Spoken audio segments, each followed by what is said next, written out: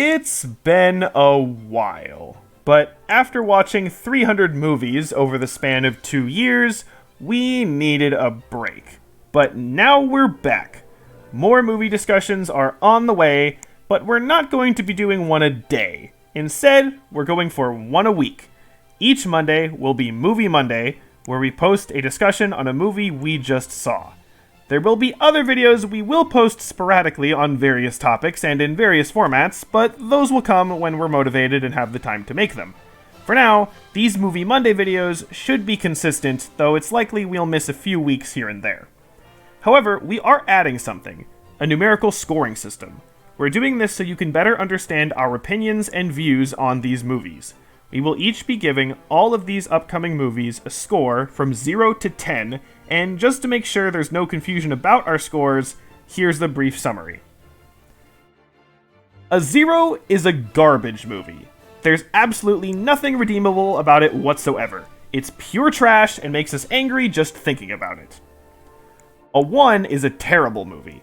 It doesn't make us angry like a 0, but the movie still does very little, if anything, remotely well. Plainly, it sucks. A 2 is a bad movie. There's usually nothing truly awful, and you don't hate yourself for seeing it, but you definitely wouldn't want to seek this out or recommend it to anyone else. A 3 is a lousy movie. These are movies that could either be ridiculously bad to the point where they're sort of interesting in how bad they are, or they're just really dull. A 4 is a meh movie. It's an overall negative experience, but there are some positive elements or ideas.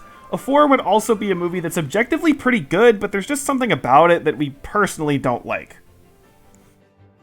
A 5 is true neutral. Either these movies are just purely average in every aspect, or they have an equal balance of good and bad elements. A 6 is an okay movie. One that's overall positive, but held back by some legitimate issues. These can also be movies that are objectively bad, but they're just so nuts that we end up enjoying the experience. A 7 is a decent movie. Usually nothing stands out as being too spectacular, but you overall enjoyed the film, and the flaws that it did have weren't that problematic. An 8 is a good movie. There might be a few flaws, but it's very solid overall. You'd definitely be up to seeing it again, and you'd recommend it to others. A 9 is a great movie. These movies have few, if any, flaws, and just do most things extremely well. They're definite must-sees. And a 10 is an excellent movie. While not necessarily flawless, these movies are the ones few and far between that touch us on a deep personal level. So if your favorite movie doesn't get a 10, that's totally fine. In addition to our individual scores, we will also add up our scores so that each movie will then have a group score out of 30. This lets you all compare all of our opinions, both on an individual and on a group basis. There will also be a Google document that is posted in the descriptions that will have lists to all of our previous films that we talk about, including their individual and group rankings, so you can compare between what we have talked about previously. The next question is, how will we choose the movies?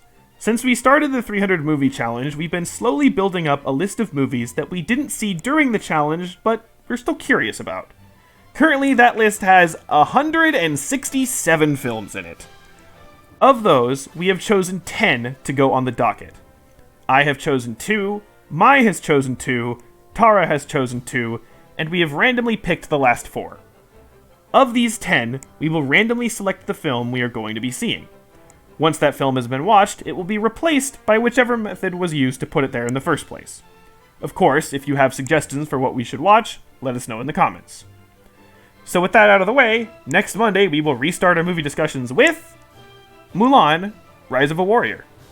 See you all then.